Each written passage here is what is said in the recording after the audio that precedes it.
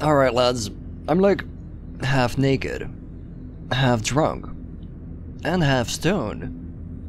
Which again shows that I'm 150% man, and also makes me 150% ready for more crazy, out there fantasy stories that just don't make any sense.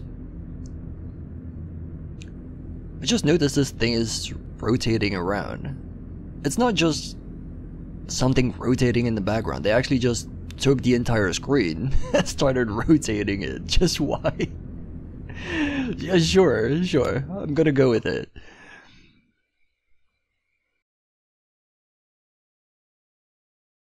Shit, what was the name of the first chapter again? I probably could have derived some useful information from that, instead of being a numpty and like diving into it head first. This one's called Limits and Demonstrations. I'm assuming perhaps this is gonna take me through a bit more gameplay and a bit less story, perhaps.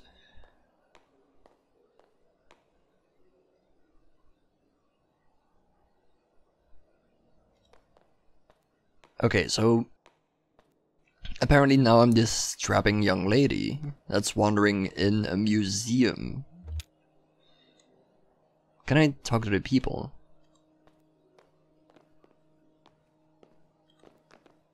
No, they're just gonna follow me, I see. Can I press the button? Title card, Basement Puzzle 2, Artist Sunset Horse, 1976, plaster and wire.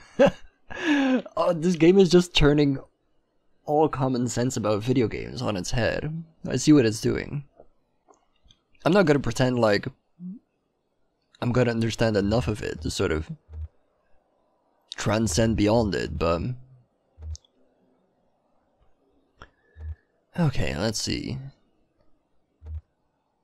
Solemn, sad. What do you think she means by puzzle? Yeah, weird. I guess it's something you can solve. That's pretty much what it means, yeah. Symbols, artist, sunset, horse. Anagram, a code. Maybe it's not a puzzle, but it's just about a puzzle. Maybe it's a puzzle, but there's no right answer. That is kind of sad. Artist Sunset Horse. Okay. I'm not gonna pretend like it's necessary or wise for me to think too deeply about these things or start writing things down, because I know I'm gonna get it wrong anyway, so...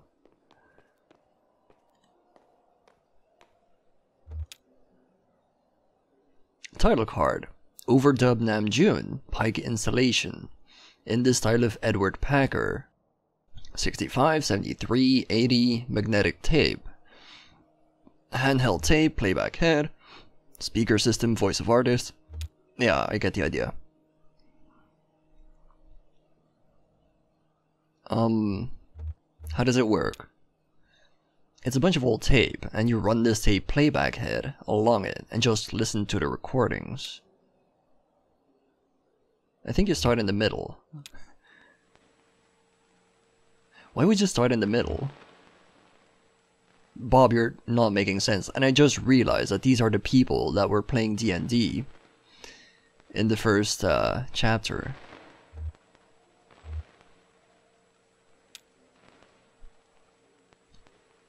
As Bob drags the playback head along the tape, a woman's voice issues unsteadily. We start in the middle. Donald and Joseph are in the hallway. I am in an office. The walls are lined with filing cabinets. A few drawers hang open. The door is ajar.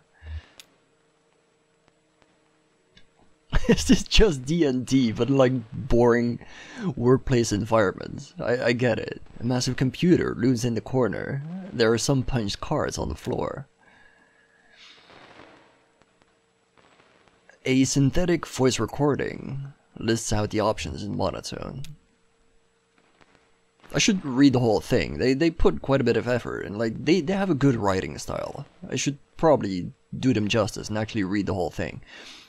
To examine cards, rotate 30 degrees and advance 7 inches. To leave room, rotate 17 degrees and advance 4 inches. To activate computer, rotate 200 and advance 15. Oh, I don't actually need to even memorize this. I just sort of...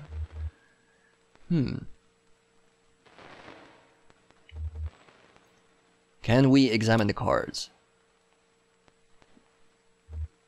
It's an actual D&D section built into like a magnetic tape system. That would be fairly elaborate. That would be fairly interesting to see. Encoded in the holes punched through these cards is a first draft of the poetic subsystem. I can't read punched cards by sight. Donald can, I think. Anyway, this version was pretty underwhelming. To leave room, do a thing. To activate computer. I guess we're gonna activate a computer. I already had like regrets that I didn't see everything there is to see in the first chapter.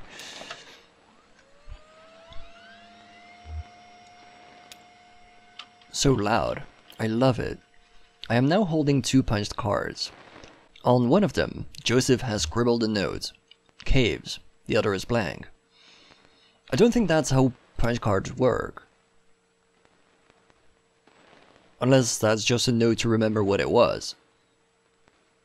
So either I insert the caves card or the blank card. Let's go with blank, because I'm a bit of a wild card. I am standing in a hallway. The walls are blank beige. It's just after winter quarter, but before spring, so there are no students around, so it's a school. It's a high school. Usually these walls would be papered with flyers, announcing new student clubs, looking for roommates, selling old textbooks. Maybe it's a college, but now they're blank. Seems like it skips around a bit. He's talking about the actual system now.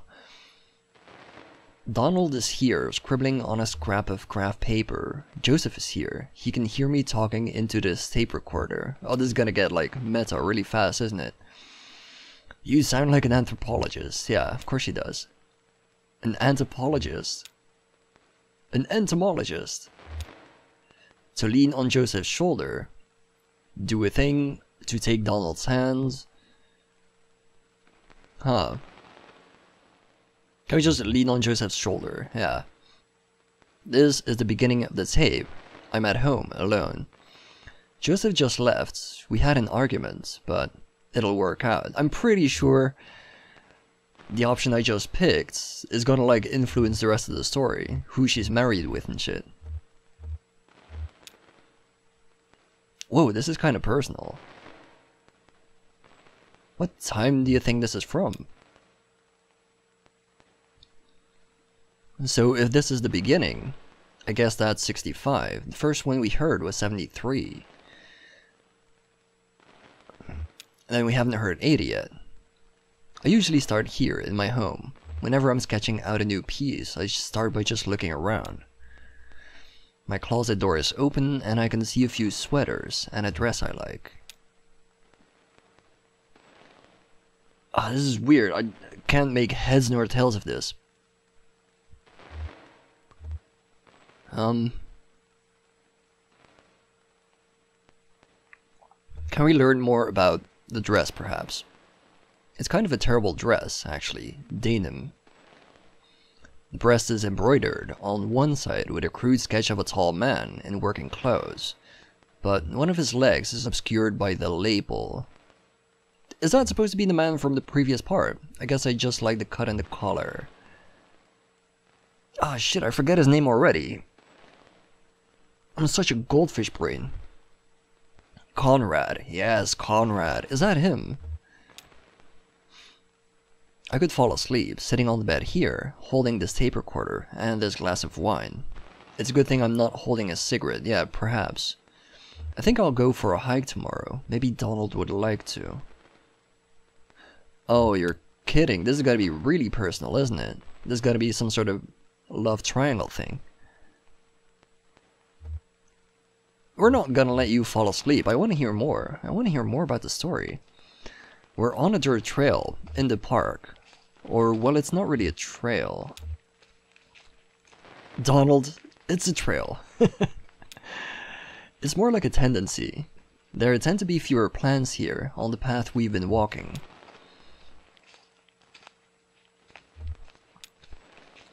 Now we're walking at the edge of a massive hole. the dirt gives way to mossy rock as the ground sinks into darkness. Joseph and Donald are following a road down into the cave. They have computer equipment tied to their backs, so do I. Wow, what are you guys up to? To enter the cave. Is that the only choice, really? That's the end of that one. Huh.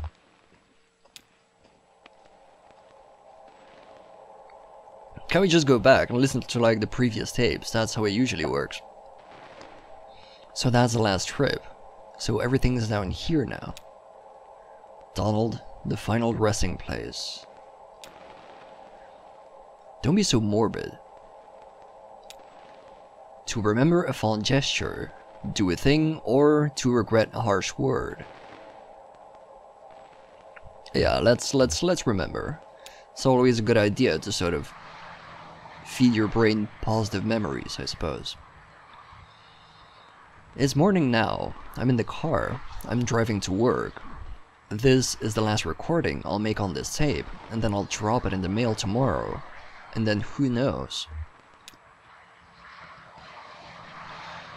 I've been recording onto this tape for 15 years. I think that's a lot. That's an interesting art piece, actually. I would love to see something like that, like in real life. And sort of see the thread of somebody's story. Not the entire story, but just sort of see a thread of when they decided to tape. I guess that's why we have Instagram and shit. When I met Donald and Joseph, they were both students, and I was in a band performing on campus.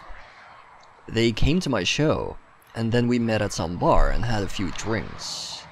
Joseph wanted to impress me, so he stole a metal cocktail tumbler and gave it to me. Is that how you impress ladies? Because I have been doing it entirely wrong. We got kicked out, wandered drunkenly in the morning, and finally ended up at a diner. And now I use the tumbler to store extra pens on my desk. So I'm almost out of tape. I guess I'll just let it run out while I drive.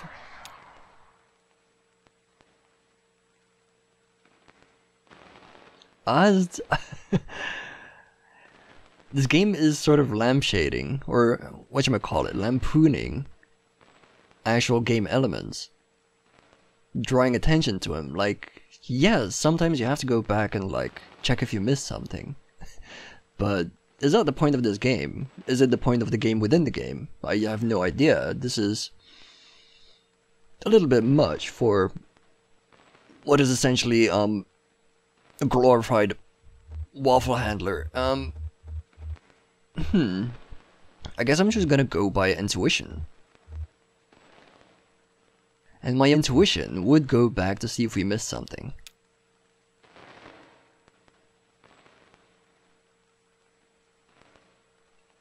Is there anything else we can do here? No, that's the end of this tape strip. I don't think we ever reached this long one at the top. Is it cheating to skip over there? This is heavily lampooning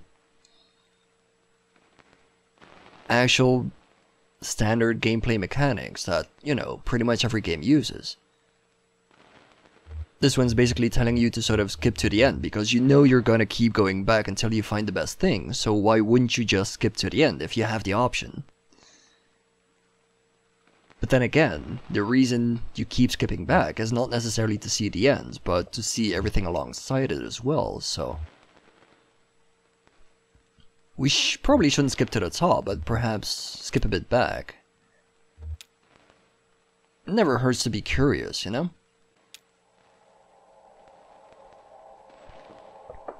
That's the last trip, so everything's down here now. The final resting place. Okay, so we're back here. Okay. Is it just me, or is the text slightly less readable? Let's regret. Let's see what happens. It's late morning now. I'm sitting at my desk, on my lunch break. This is the last recording I'll make on this tape, and then I'll drop it in the mail tomorrow, and then who knows. I've been recording onto this tape for 15 years. A lot of other things happened, so here's the story. The first time I moved to Mexico, I stayed there for 3 years, and I had no contact with either Joseph or Donald in that whole time. They each thought I'd done it to spite him. Maybe I had, in part, but I don't think they ever appreciated the community I had in Mexico. Or, anyway, when I came back, I didn't call them or visit the university.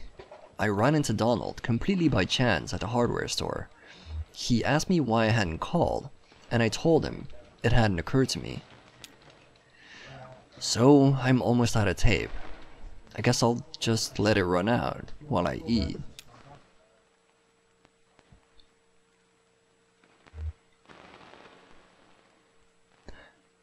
So, that's the two options we have.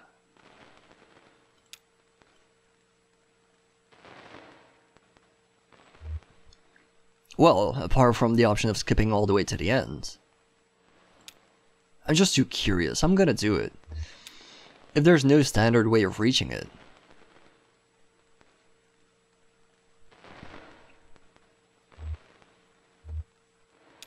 I need to see what's at the end. Think of our work, our research. You'll die in these damn cold caves. What about those men? You know they'll come back. We'll go deeper, that's all. They'll never find us. Did you hear their voices? They're not... They'll find you. They'll find you, but not me. I'm going back to the surface. Stop! Your stupid fight is ringing through the whole damn cave. Joseph is right. We can't stay here. I'm leaving too. But I'm not going back to the surface. I'm taking my station wagon, and I'm heading down to zero. But you'll be lost forever.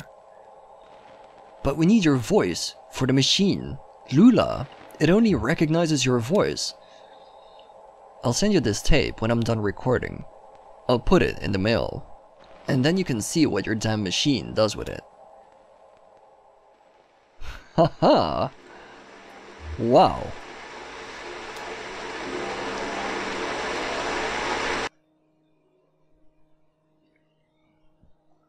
Well, that was loud. Can we have the thing? Can we have the tape?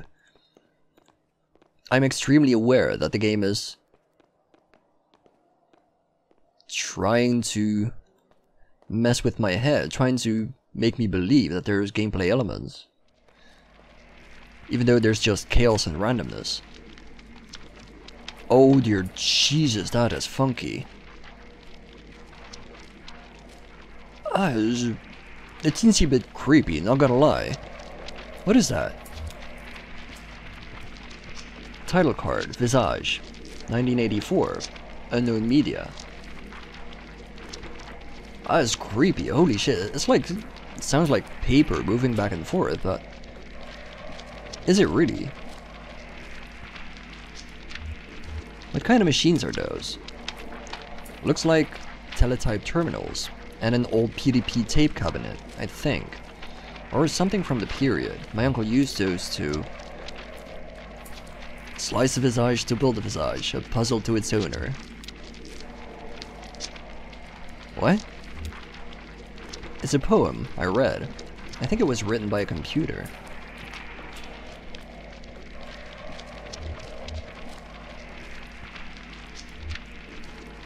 Yeah.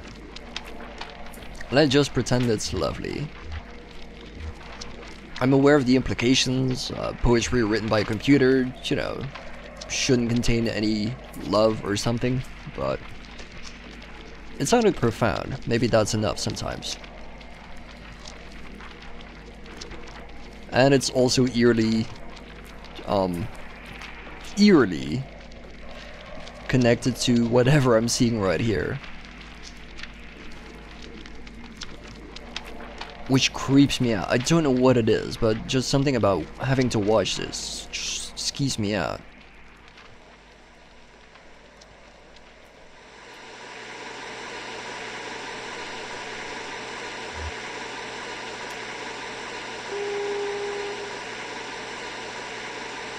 Title card.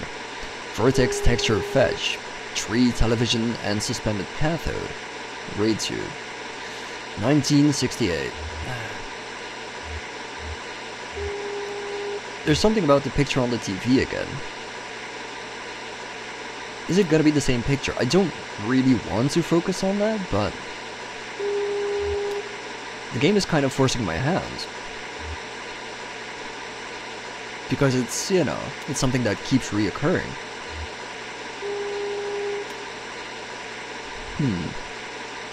Can we watch again? I wanted to talk about this. Can we talk about this? Or once you've finished like one of the things, you finish them forever, apparently. That's a bit sad. I would have loved to hear these guys' input, I suppose. And this circle is like way bigger than what it seems to be. I've been rotating in the same direction for ages. Title card. Spinning coin, suspended. Correcting for angular motion. Didn't you have one of these? Oh yeah, I did have an old microphone reader, like this. I got it at a garage sale, couldn't figure out what to do with it. That's my whole shed, just a bunch of weird obsolete electronics that I might use. Maybe someday you can think of something zany to do with it. Or just sell them for scrap when the price of lead and plastic goes up. Yeah, perhaps. Everything gets broken down eventually.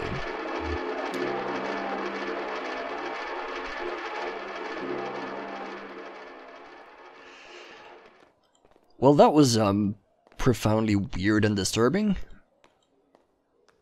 Does that mean I can leave now?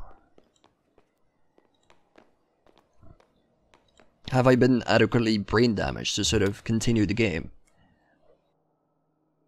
Limits and demonstrations. A Lula Chamberlain retrospective. I don't think we've heard that name before, actually. Like before this chapter, I mean. Marking the first major public showcase of her work in over 20 years, this retrospective exhibition of work by pioneering installation artist Lula Chamberlain comprises a diagonal slice through time, place, and form. The pieces on display here were individually debuted over a period of 35 years, designed in Chamberlain's various homes and studios between her beloved Mexico City and her native Elizabethtown. They represent a range of scale and impact from the intimate warmth of vertex texture fetch to the infamous visage, the latter of which requires a vertical clearance of over 30 feet. Yet these works share a confounding legacy. In each of their debut exhibitions, they were nearly impossible to install. Galleries and museums balked at the scale, power requirements, and highly skilled labor involved in maintaining these works for display. Some of their debuts collapsed under the weight of logistics, only to be successfully executed much later. And so, just as they described the outer limits of Chamberlain's range as an installation artist, the geographical edges and vertices of her itinerant home life, and the beginning and end of her distinguished career, the works on display here also trace the extremes of our capabilities and the frontiers of our patience as both viewers and exhibitors. Are we capable of viewing these works as they were meant to be viewed? Do we even want to be? I'm pretty sure I wasn't, because I started fiddling with everything immediately without giving it a second thought, so I'm gonna take one more lap around the thing, but I'm assuming there's nothing else to do. I cannot deny I did like this exhibition.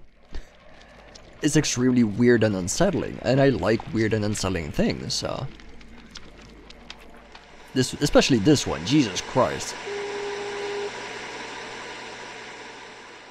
Yeah, no thank you. I don't, as much as I like the weird floating paper head, I don't necessarily want to keep looking at it. Let's just get out of here.